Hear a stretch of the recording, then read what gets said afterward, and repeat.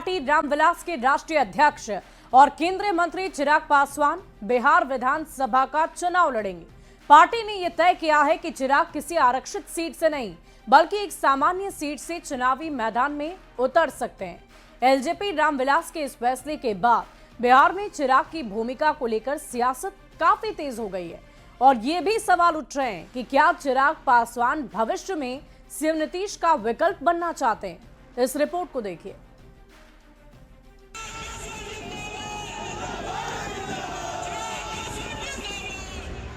घनी गहरी दाढ़ी, चिराग सा चेहरा, नीली आंखें, सजी दाढ़ी, हाथ में रंग बिरंगे कलावा। बिहार फर्स्ट, बिहारी फर्स्ट का जुबां पर नारा। ये पहचान अब बिहार की सियासत में नई राजनीतिक पहचान हासिल करना चाहता है।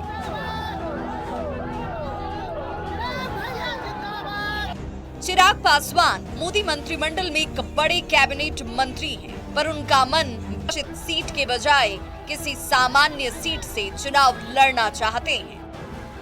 बिहार की जनता में उनके लिए एक अलग तरह का आकर्षण और स्वीकार्यता है। बिहार में सिर्फ कोई एक तबका नहीं, एक वर्ग नहीं, पूरा बिहार ही उनको प्यार करता है, पूरा बिहार ही उनको स्वीकार्य करता है। चिराग पासवान सामान्य सीट से बिहार विधानसभा की इस इमारत में पहुंचना चाहते हैं। ये बात कोई और नहीं, चिराग पासवान के बहनोई पार्टी के बिहार प्रभारी और जमुई से लोक जनशक्ति पार्टी रामविलास के सांसद अरुण भारती का कहना है। चिराग पासवान केंद्रीय मंत्रिमंडल में एक बड़ा ओहदा संभाल रहे हैं। केंद्र की राजनीति में बिहार के दलितों का प्रतिनिधित्व कर रहे हैं। फिर बिहार विधानसभा का चुनाव क्यों लड़ना चाहते हैं? अगर चिराग चुनाव लड़ेंगे और सत्ता में आए तो जरूरी है कि राज्य सरकार में भूमिका निभाना चाहेंगे। लिहाजा ये सवाल है कि केंद्र में बड़ी भूमिका निभा रहा एक व्यक्ति बिहार में किसी बड़ी भूमिका में नजर आएगा। चिराग पासवान का तालमेल सिर्फ और सिर्फ बिहार की जनता के साथ है। बिहार चुनाव का वक्त जैसे जैसे नजदीक आ रहा है, चिराग पासवान के राजनीतिक इरादों को लेकर उनकी पार्टी सियासी पत्ते धीरे धीरे खोल रही है। चिराग अपने पिता रामविलास पासवान की तरह केंद्र की नहीं बिहार की राजनीति करना चाहते हैं। चिराग के पिता रामविलास सदैव आरक्षित सीट से चुनाव जीतते रहे। हालांकि चिराग सामान्य सीट से चुनाव लड़कर ये दिखाना चाहते हैं कि वे सिर्फ दलित नहीं बल्कि सभी जातियों का चेहरा हैं। राज्य सरकार में वो एक अपना स्पेस लेना चाहते हैं ताकि आने वाला भविष्य और इनकी पार्टी के लिए बेहतर हो सके। चिराग के पिता रामविलास पासवान ने केंद्र में कई बड़े मंत्रालयों को संभाला। रेल मंत्री रहते काफी अच्छे काम किए। जानकार बताते हैं कि रामविलास अगर आरक्षित सीट के बदले किसी सामान्य सीट से भी चुनाव लड़ते तो उनकी जीत ही होती। लिहाजा ये सवाल है कि क्या चिराग बिहार की राजनीति में रमना चाहते हैं, भविष्य में सीएम नीतीश कुमार का विकल्प बनना चाहते हैं। पटना संवाददाता रजनीश कुमार, विनीता मिश्रा और संजय कुमार के साथ ब्यूरो रिपोर्ट न्यूज़ 18। और देखिए, चिराग पासवान के विधानसभा चुनाव लड़ने के ऐलान के बाद बिहार की सियासत काफी तेज हो गई है। एनडीए ने जहां उनका स्वागत किया है, वहीं इंडियन अलायंस के नेताओं का ये कहना है कि एनडीए में सिर्फ फुटअव्वल की स्थिति बनी हुई है।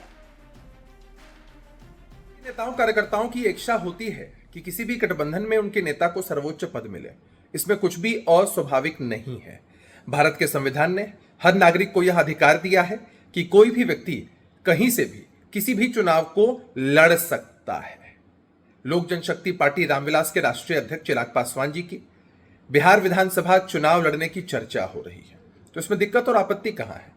उन्होंने तो खुद ही बताया है कि यह उनकी पार्टी और गठबंधन की मजबूती के लिए बेहतर होगा।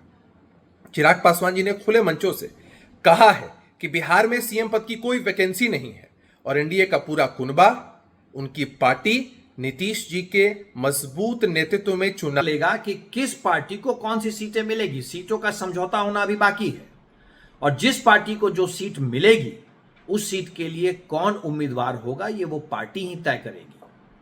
चिराग पासवान जी की पार्टी को जो सीटें मिलती हैं चुनाव लड़ने के लिए, उसमें अगर किसी पर्टिकुलर सीट से वो अपने राष्ट्रीय अध्यक्ष को चुनाव लड़ाना चाहते हैं तो ये उनका प्रेरोगेटिव है।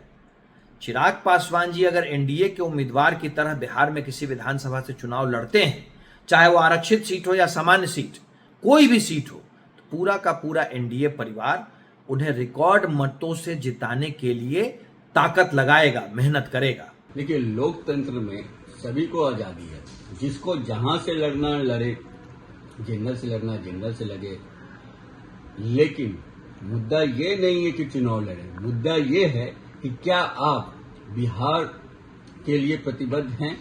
आप इतने सालों से केंद्र में मंत्री हैं, जिस मंत्रालय में है, क्या उस मंत्रालय का काम आपने बिहार वासियों को दिया? बिहार में कोई प्रोजेक्ट लाया? तो ये लोग तो बस दिखावा का काम करते हैं। देखिए, एनडीए में अभी से ही सिर्फ फुटबॉल शुरू हो गया है। अब कई मुख्यमंत्री के दावेदार हो गए हैं। श्री चिराग पासवान जी की पार्टी एलजेपी कह रही है कि श्री चिराग पासवान जी मुख्यमंत्री का चेहरा होंगे। आदरणीय नीतीश कुमार जी अब बीजेपी मिलकर श्री चिराग पासवान जी की पार्टी की उपेक्षा कर रही है। अभी जैसे जैसे चुनाव सामने आएंगे, अभी और सिर्फ फुटबॉल होगा, बवंडर होगा एनडीए में। सबको पता है एनडीए की नाव डूबेगी। और इधर चिराग पासवान के बिहार विधानसभा चुनाव लड़ने के ऐलान पर जनसुराज के संस्थापक प्रशांत किशोर ने भी अपनी प्रतिक्रिया दी है। उन्होंने कहा कि अगर वे जाति धर्म की राजनीति नहीं करते हैं और राज्य की राजनीति में सक्रिय होते हैं तो ये बिहार के लिए बहुत ही अच्छी बात है।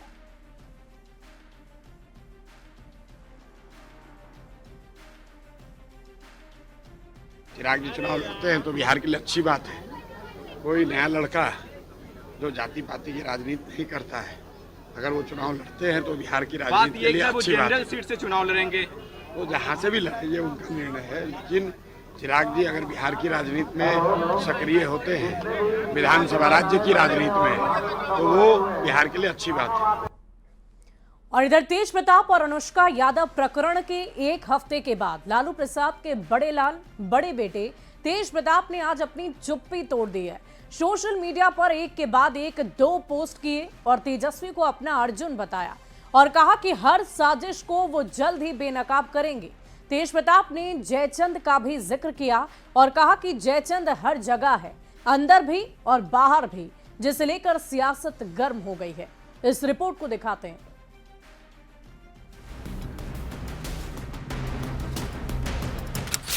वो शनिवार का दिन था, 24 मई 2025, जिस दिन बिहार के पूर्व मुख्यमंत्री लालू प्रसाद और राबड़ी देवी के बड़े बेटे तेज प्रताप यादव के सोशल मीडिया अकाउंट से इस तस्वीर को साझा किया गया। अनुष्का यादव के साथ तेज प्रताप की इस तस्वीर ने बिहार की सियासत में जैसे भूचाल ला दिया। अगले ही दिन रविवार को आरजेडी के राष्ट्रीय अध्यक्ष लालू प्रसाद ने अपने बेटे ठीक एक हफ्ते के बाद रविवार 1 जून 2025 को पहले की तरह तेज प्रताप ने एक बार फिर सोशल मीडिया का सहारा लिया और इस बार अपने छोटे भाई तेजस्वी यादव को अर्जुन बताया। तेज प्रताप ने लिखा कि मेरे अर्जुन से मुझे अलग करने का सपना देखने वालों, तुम कभी अपनी साजिशों में सफल नहीं हो पाओगे। कृष्ण की सेना तो तुम ले सकते हो, लेकिन खुद कृष्ण को नहीं। हर साजिश को जल्द बेनकाब करूंगा। बस मेरे भाई भरोसा रखना, मैं हर परिस्थिति में तुम्हारे साथ हूँ। फिलहाल दूर हूँ, लेकिन मेरा आशीर्वाद हमेशा तुम्हारे साथ था और रहेगा। मेरे भाई मम्मी पापा का ख्याल रखना। जयचंद हर जगह है, अंदर भी और बाहर भी। तेज प्रताप यादव जयचंद का नाम लेकर गद्दारी और धोखेबाजी की ओर इशारा कर रहे हैं। ऐसे में ये सवाल उठ रहा है कि लालू परिवार और पार्टी के भीतर या बाहर जयचंद कौन है, जिसे लेकर खूब सियासत भी हो रही है। तेजस्वी जी इन सभी बातों से किनारा कर रहे हैं। सोच रहे होंगे कि सल्तनत पर एक अधिकार हो जाए, लेकिन तेजू भैया भी कहां मानने वाले हैं। यह जयचंद कौन है वो तो स्वयं तेज प्रताप जी बताएंगे कि उनके परिवार में जयचंद और मीर जाफर कौन है, कौन उनके खिलाफ षड्यंत्र कर रहे हैं।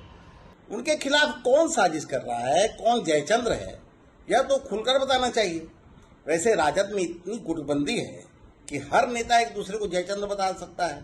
तेज प्रताप और अनुष्का यादव के प्रकरण को लेकर सियासी गलियारे में खलबली मची हुई है। रविवार को तेजस्वी पर लिखने से पहले तेज प्रताप ने लालू और राबड़ी को लेकर भी एक भावुक पोस्ट किया और लिखा, मेरे प्यारे मम्मी पापा, मेरी सारी दुनिया बस आप दोनों में ही समाई है। भगवान से बढ़कर आप और आपका दिया कोई भी आदेश है। आप हैं तो सब कुछ है मेरे पास। मुझे सिर्फ आपका विश्वास और प्यार चाहिए, ना कि कुछ और। पापा, आप नहीं होते तो ना ये पार्टी होती और ना मेरे साथ राजनीति करने वाले कुछ जयचंद जैसे लालची लोग। बस मम्मी पापा, आप दोनों स्वस्थ और खुश रहें हमेशा। अपने दोनों ही पोस्ट में तेज प्रताप यादव ने जयचंद का जिक्र किया, जो अभी भी राजनीतिक रहस्य ही बना हुआ है। देखना होगा कि सियासी पहेली को तेज प्रताप कब तक सुलझाते हैं और जयचंद का असली नाम दुनिया को बताते हैं। पटना संवाददाता विनीता मिश्रा और संजय कुमार के साथ ब्यूरो रिपोर्ट, न्यूज़ 18। वहीं साहिबपुर कमाल थाना इलाके में हिंदुस्तानी आवाम मोर्चा के नेता की हत्या और लगातार घट रही आपराधिक घटना से केंद्रीय मंत्री और बेगूसराय से सांसद गिरिराज सिंह खास तौर पर नाराज हैं। उन्होंने पुलिस की कार्यशैली पर नाराजगी जाहिर की और साथ ही साहिबपुर कमाल के थाना प्रभारी को जमकर फटकार भी लगाई है। देखिए ये रिपोर्ट।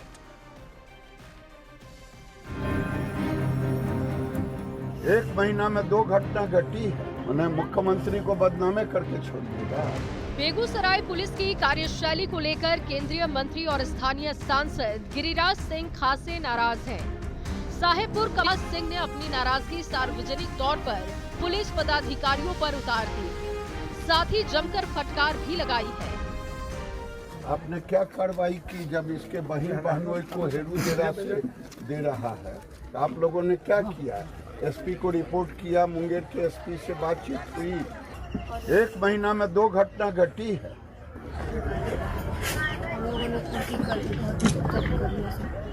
उन्हें मुख्यमंत्री को बदनामे करके छोड़ दिया। दरअसल गिरिराज सिंह दिवंगत हम नेता राकेश कुमार के परिजनों से मिलने उनके घर पहुंचे थे। पूरी घटना की जानकारी लेने के बाद घटना पर उन्होंने दुख जताते हुए पुलिस की कार्यशैली पर गुस्सा जाहिर की। साथ ही मौके पर मौजूद बलिया के डीएसपी और थानेदार पर बिफर पड़े। वाह, कितना अच्छा लग रहा है प्रभारी महोदय, सुनने में कितना अच्छा लग रहा है। ऐसे मुंह ढक के एकदम हम यहाँ बैठे हुए हैं, रुक करके बढ़ जाना चाहिए ऐसे प्रभारी को। गिरिराज सिंह ने साफ कहा कि लॉ एंड ऑर्डर को बनाए रखने को लेकर सरकार ने पुलिस को कार्रवाई के लिए छूट दे रखी है। ऐसे में सुशासन पर सवाल नहीं खड़े होने चाहिए। अपराधी अगर अपराध करता है तो उसे सलाखों के भीतर होना ही होगा। न्यूज़ 18 के लिए बेगूसराय से संतोष कुमार की रिपोर्ट।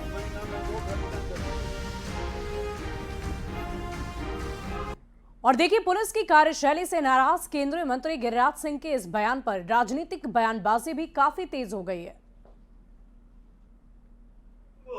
सत्ता के माध्यम से संरक्षण मिल रहा है, अपराधियों को महिमा मंडित किया जा रहा है। अपराध करने वाले कहीं ना कहीं सत्ता के इर्द गिर्द बैठे हुए हैं और जिस तरह से शासन और प्रशासन को पंगु बना दिया गया है, यह स्पष्ट रूप से दिखता है। बिहार में सरकार का एक बार समाप्त हो गया। बिहार में शासन और प्रशासन को पंगु बनाने में सत्ता में बैठे हुए नेता पदाधिकारी की भूमिका है। बिहार में कांग्रेस पार्टी लगातार क्राइम के ऊपर सवाल उठा रही है और बिहार में स्थापित नीतीश कुमार जी और भारतीय जनता पार्टी के गुंडा राज के बारे में बता रही है। लेकिन गिरिराज सिंह जी की निद्रा अब खुली है क्या? बिहार के लिए अब दर्द आ रहा है क्या उनको समझ में? ये समझना होगा कि क्राइम पर नो टॉलरेंस होना चाहिए, लेकिन भारतीय जनता पार्टी के लोग मौन साध लेते हैं और अब जब भयावह स्थिति हो गई है तो अब नीतीश कुमार जी के ऊपर वो ही ठिकरा फोड़ रहे हैं। और बेगूसराय के सांसद और केंद्रीय मंत्री गिरिराज सिंह ने एक बार फिर कांग्रेस अध्यक्ष मल्लिकार्जुन खड़गे पर जमकर हमला बोलते हुए कहा कि दुर्भाग्य है कि कांग्रेस ऑपरेशन सिंदूर के सबूत को मांग रहा है। अगर इनको अभी भी ऑपरेशन सिंदूर पर सबूत चाहिए तो ये पाकिस्तान से जाकर इस सबूत को मांग ले। उन्होंने कहा कि अभी पाकिस्तान सबूत नहीं दे रहा है और अब दुर्भाग्य है कि कांग्रेस पार्टी का सब दिन सेना के शौर्य पर सबूत मांगने का काम किया है। ऑपरेशन सिंदूर को दुनिया ने देखा है और आज कांग्रेस सबूत की मांग कर रहा है। यही तो दुर्भाग्यपूर्ण है। खरगे पाकिस्तान की भाषा बोल रहे हैं। अभी भी ऑपरेशन सिंदूर पर सबूत चाहिए तो ये पाकिस्तान से जाके सबूत मांगे। पाकिस्तान सबूत नहीं देकर काम किया है। ऑपरेशन सिंदूर को दुनिया ने सराहने का काम किया। टारगेटेड अटैक एक वैसे हमने वहां के पाकिस्तान के जनमानस पर नहीं किया, आतंकियों पर किया। दुनिया इसकी सराहना कर रही है। पाकिस्तान के पास कोई सबूत नहीं मिल रहा है और पाकिस्तान की भाषा खड़गे बोल रहे हैं। बढ़ते अगली खबर की ओर। दरभंगा में भगवती मंदिर में तोड़फोड़ हुई है और रात में मंदिर के गर्भगृह में घुसकर पिंड को तोड़ दिया गया। आरोपी की पहचान भी हो गई है। देखिए ये रिपोर्ट। तस्वीर दरभंगा के लहरियासराय थाना के मदारपुर चौक के भगवती मंदिर की है, जहां मंदिर के गर्भगृह में पिंड को तोड़े जाने पर लोगों में गुस्सा है। मंदिर के गर्भगृह में स्थापित मिट्टी से बने 7 भगवती पिंडों को तोड़कर तहस नहस किए जाने को लेकर स्थानीय लोगों में गुस्सा है। हालांकि आरोपी की पहचान हो गई है। पिंड को तोड़ने वाला नाबालिग है, साथ ही मानसिक रूप से बीमार भी बताया जा रहा है। मेरा पुत्र है सर, वो छत पर से फंद गया, वो भागा उधर से। क्या कब से बीमार है और क्या कब से? 3 साल से दवाई चल रही है। क्या बीमारी है? मानसिक रोग से ग्रसित है। अंजाम उसी लड़के ने दिया, तो उसके पेरेंट्स बता रहे हैं वो यहाँ से दौड़ता हुआ गया, मंदिर में प्रवेश किया। प्रवेश कर उनके सामने ये घटना हुई। पेरेंट्स उसे रोकते रहे हैं, रोकने में असमर्थ रहे, फिर घींच घाच कर पकड़ कर बाहर लाए हैं। स्थिति बिल्कुल नियंत्रण में। सामान्य लोग समझ रहे हैं कि ना ये मिस्चिफ है, ना इंटेंशनल है। एक अनसाउंड माइंड का 17 वर्ष का बालक है जिसके द्वारा ये किया गया। आरोपी की पहचान होने पर उसे मानसिक रूप से बीमार बताए जाने पर माहौल शांत है। पुलिस ने लोगों से किसी भी प्रकार की अफवाहों पर ध्यान नहीं देने की अपील की है। सोशल मीडिया पूर्णतः विराम लगाया जाना चाहिए। आप लोगों के माध्यम से ये अपील रहेगी। कोई भी ऐसा कुछ भी इसमें अभी तक स्पष्ट नहीं दिख रहा है। जो है सामने है उसके मेडिकल प्रेस्क्रिप्शंस हैं, पेरेंट्स का बयान है जो स्वयं वहाँ मौजूद थे और जो स्वयं उसे खींच कर बाहर लाए हैं। और इस बात की पुष्टि सीसीटीवी फुटेज से भी स्पष्ट हो रही है कि उसे खींच घाच कर बाहर लाता हुआ। मंदिर में तोड़फोड़ का ये पहला मामला नहीं है। इसके पहले विश्वविद्यालय थाना के आजमनगर में भी शैलेश भगवान की मूर्ति के साथ तोड़फोड़ की गई थी। उस दौरान भी आरोपी को मानसिक रूप से बीमार बताया गया था। ऐसे में सवाल ये है कि क्या पुलिस ऐसे मामलों में अपनी जिम्मेदारी से बचना चाहती है? पुलिस और स्थानीय लोगों को सतर्क रहने की जरूरत है कि जो सांप्रदायिक तनाव जो है जो बन जाता है, जिसको लेकर यहाँ भी कुछ देर के लिए सांप्रदायिक तनाव बन सा गया था, लेकिन स्थिति अभी सामान्य है। पुलिस यहाँ कैंप कर रही है। विपिन कुमार, न्यूज़ 18 दरभंगा। अगली खबर आपको मुजफ्फरपुर से बताएंगे, जहां कुढ़नी में दरिंदगी की शिकार बनी बच्ची की पटना पीएमसीएच में इलाज के दौरान मौत हो गई है। और इससे लेकर मुजफ्फरपुर में कांग्रेस कार्यकर्ताओं ने सरकार के खिलाफ सड़क पर प्रदर्शन किया। कार्यकर्ताओं ने सरैयागंज टावर पर रोड को जाम कर जबरदस्त प्रदर्शन किया है और साथ ही सरकार के खिलाफ नारेबाजी भी की है। कांग्रेस का ये आरोप है कि पटना के पीएमसीएच में इलाज में लापरवाही की वजह से बच्चे की जान चली गई। राहुल गांधी ने भी सोशल मीडिया पर पोस्ट कर बच्चे के इलाज में लापरवाही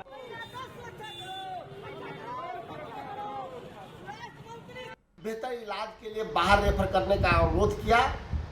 मुजफ्फरपुर एसकेएमसीएच ने रेफर पटना एम्स में किया।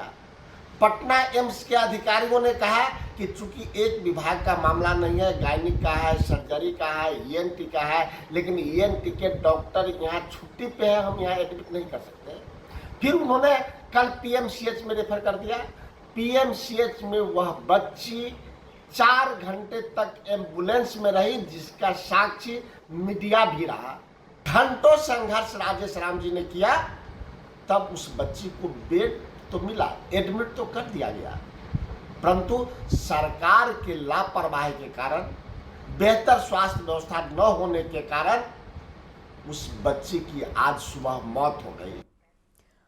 और इसी बीच राजधानी पटना से एक बड़ी खबर का रुख कर लेंगे। पीएमसीएच में बच्चे की मौत पर सफाई। पीएमसीएच के अधीक्षक की सफाई सामने आई है। उन्होंने कहा कि इलाज में किसी भी तरह की कोई लापरवाही नहीं हुई है, सही तरीके से इलाज किया गया है। आरोप को बेबुनियाद उन्होंने बताया है। 26 से लेकर 31 मई तक मुजफ्फरपुर में बच्ची भर्ती थी, इलाजरत थी और गंभीर परिस्थिति में उसे पटना के पीएमसीएच अस्पताल लाया गया। बच्ची का गला का भाग काफी ज्यादा कटा हुआ था, ऐसा पीएमसीएच के अधीक्षक बता रहे हैं और उनका कहना है कि इलाज बेहतर ढंग से किया गया। पहले से ही बच्ची गंभीर अवस्था में अस्पताल लाई गई थी।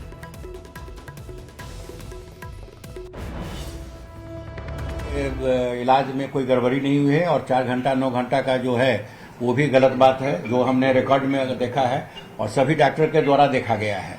तो ऐसा कहना कि जो है सो इलाज 4 घंटा 9 घंटा नहीं चला, ऐसा बात नहीं है। और चूंकि एक अधीक्षक के चार्ज में थे तो ये टोटल कर रहे थे, इसलिए ब्रीफ कर रहे हैं। और सभी डॉक्टर आने संज्ञान में आने के बाद तुरंत जो है सो सभी तरह का इलाज किया गया, कहीं कोताही नहीं बरती। और इधर बिहार के पूर्व डिप्टी सीएम और पशु एवं मत्स्य पालन मंत्री रेणु देवी ने यह भी कहा है कि पीएमसीएच बेहतर से बेहतर इलाज करता है और ऐसे में लापरवाही के आरोप बिल्कुल बेबुनियाद है। वहाँ डॉक्टर ने अगर मेहनत किया है और मेहनत कर रहे हैं, इसलिए उस पर किसी तरह की किसी भी हॉस्पिटल की सवालिया निशाना नहीं उठना चाहिए। ये मैं मीडिया से आग्रह करना चाहती हूँ, क्योंकि हमेशा दिन रात सेवा होता है और पीएमसीएच में भी अच्छी सेवा होती है, उससे बड़ा हॉस्पिटल कुछ नहीं हो सकता है। और इधर मुजफ्फरपुर से एक बड़ी खबर का रुख करेंगे। एक बार फिर पुलिस टीम पर हमला हुआ है। अतिक्रमण हटाने के लिए पुलिस की टीम पहुंची थी और हमले में कई पुलिसकर्मी घायल हो गए। पुलिस ने 5 उपद्रवियों को गिरफ्तार कर लिया है। 2 महिला समेत 3 पुरुष गिरफ्तार हुए। अगियापुर थाना क्षेत्र में पुलिस पर हमला हुआ है। बड़ी खबर आपको बता रहे हैं मुजफ्फरपुर से, जहां एक बार फिर पुलिस टीम पर हमला हो गया।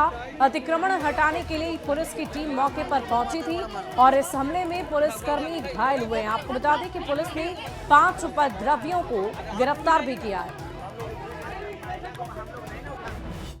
और अगली खबर राजधानी पटना से, जहां डकैतों ने लूट की एक बहुत बड़ी घटना को अंजाम दिया है। घटना राजीव नगर थाना क्षेत्र के अभ्युदय नगर की बताई जा रही है। बिहार सरकार के रिटायर्ड कर्मी के घर पर 6 की संख्या लाख के आभूषण और 6.5 लाख रुपए कैश लूट लिए।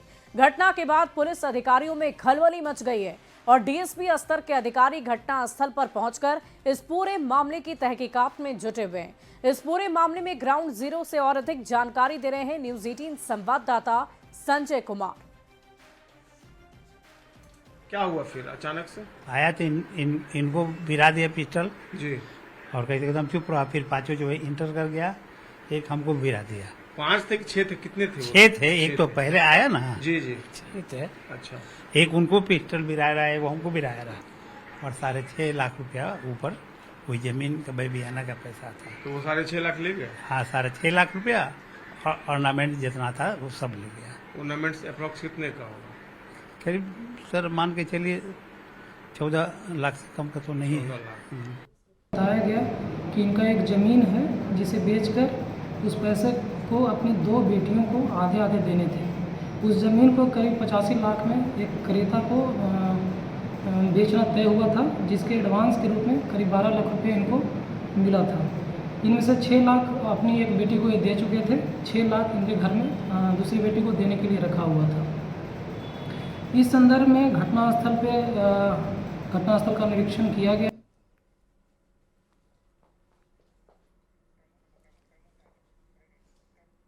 और इसी बीच रोहतास से एक बड़ी खबर का रुख करेंगे। बिक्रमगंज के फल मंडी में आग लग गई है। दमकल की टीम ने आग पर काबू पाया है।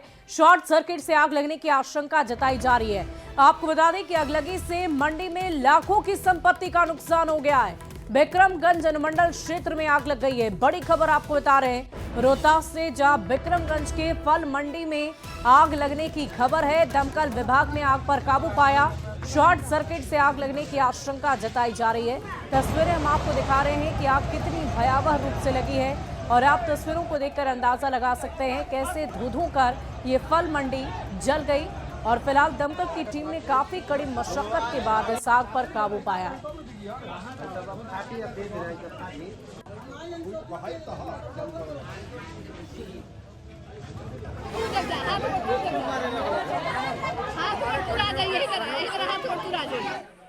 बहुत जल्द ही इस आग पर काबू पा लिया गया है और धन्यवाद देंगे आप लोगों को कि ससमय सूचना देते हैं हम लोगों को और हम लोग ससमय।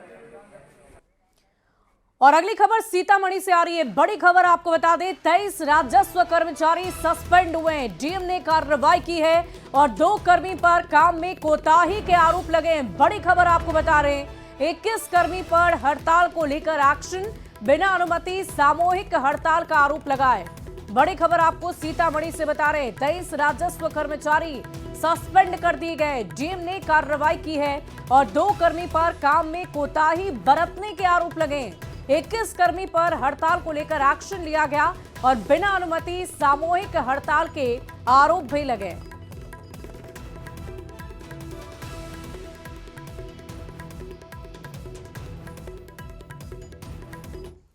और अपना बिहार के इस बुलेटिन में अभी के लिए बस इतना ही। आगे देखिए जोहार झारखंड सहयोगी